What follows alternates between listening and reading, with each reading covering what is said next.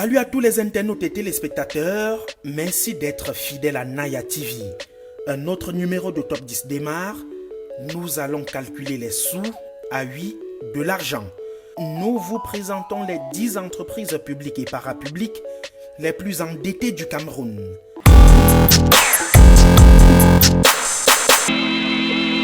Elles opèrent dans divers secteurs productifs pourtant, mais sont très endettées auprès des banques locales ou internationales et autres bailleurs de fonds. Indice de classement Naya TV des sociétés d'État les plus endettées, les encours de dette intérieure et extérieure de la dernière publication de la Caisse autonome d'amortissement.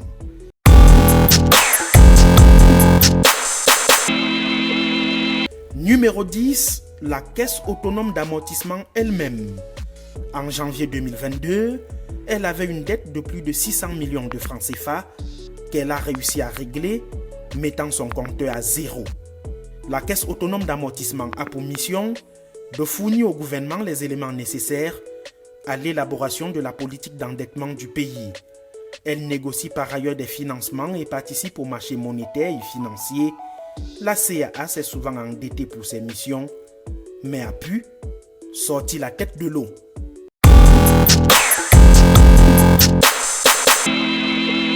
Elle a également su se battre pour sortir du gouffre de l'endettement malgré la cherté des produits hydrocarbures. La Société camerounaise des dépôts pétroliers, endettée à plus de 100 millions de francs CFA au 31 mai 2022, a pu solder sa facture de dette intérieure.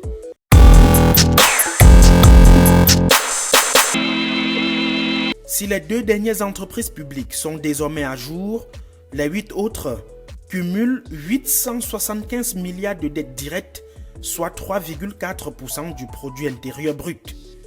En bonne place avec la plus petite enveloppe, la mission d'aménagement et d'équipement des terrains urbains et ruraux. Sa dette uniquement intérieure est de 3,3 milliards de francs CFA. Un endettement de la Maïture pour la promotion immobilière et l'habitat.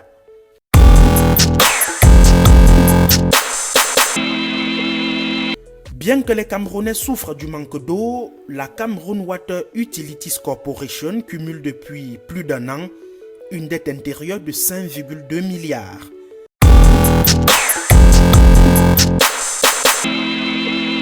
Le principal employeur du pays après l'État a une ardoise de 9,4 milliards de francs CFA à payer.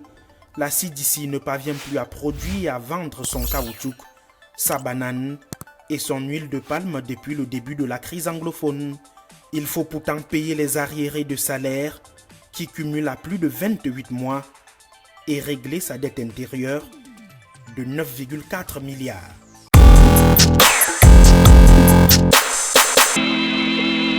Les 5 entreprises les plus endettées du Cameroun cumulent à elles seules 55,4% l'intégralité de la dette intérieure.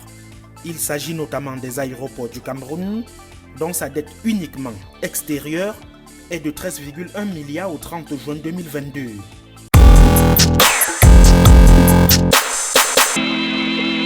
Pour le déploiement des infrastructures de télécommunications et la fourniture des services y afférents, Camtel est endetté en interne de 15,9 milliards de francs CFA.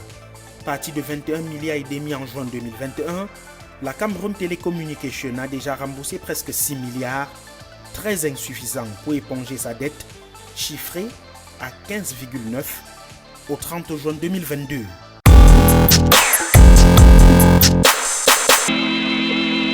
Troisième, le port autonome de Douala. Dette intérieure 18 milliards, dette extérieure 16,7 milliards, soit une ardoise globale à rembourser de 34,6 milliards de nos francs. Le PAD éponge lentement et progressivement sa dette qui était de 36,5 en mars 2022. Le port autonome de Douala a comme mission la coordination des activités portuaires, l'assistance et l'accueil des navires, la création et l'aménagement des zones industrielles portuaires, entre autres.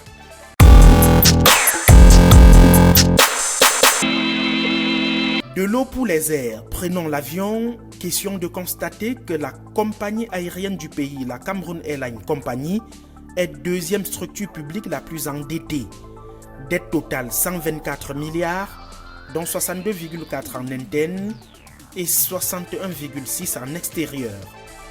Pour relier les régions, les pays, les peuples et les cultures, l'oiseau du Cameroun a l'aile cassée et a du mal à s'envoler. Sa dette est restée constante depuis plus d'1 an.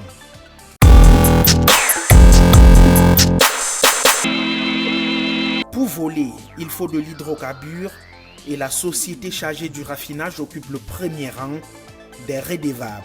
Ah oui, la Société nationale de raffinage cumule à elle seule 76,7% de la dette publique du Cameroun, soit 669,6 milliards.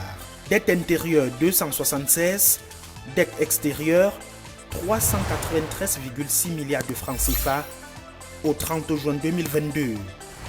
Le rôle de la SONARA, il convient de le rappeler, est de satisfaire l'approvisionnement en hydrocarbures de la population camerounaise.